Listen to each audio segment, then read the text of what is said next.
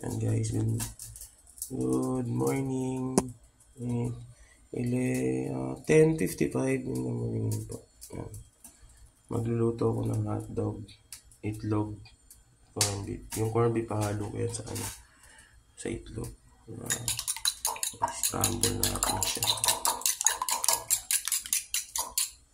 Ayan, hinahalo na natin yung corned beef sa itlog.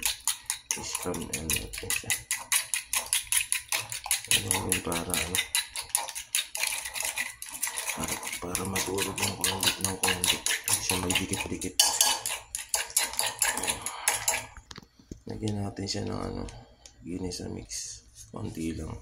Pampalasa. Ayan. Masasarap natin. Ayan. Yung hotdog malambot na. Ayan. Pwede na i-prito ito. Piraso. Ayan na po yung scrambled egg na may corned beef. Ayan. Ayan natin maluto bago natin siya baliktarin. Pinaliktad ko na.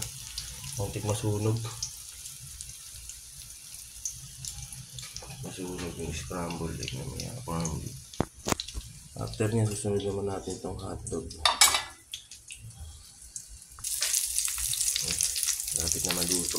Kunti na lang.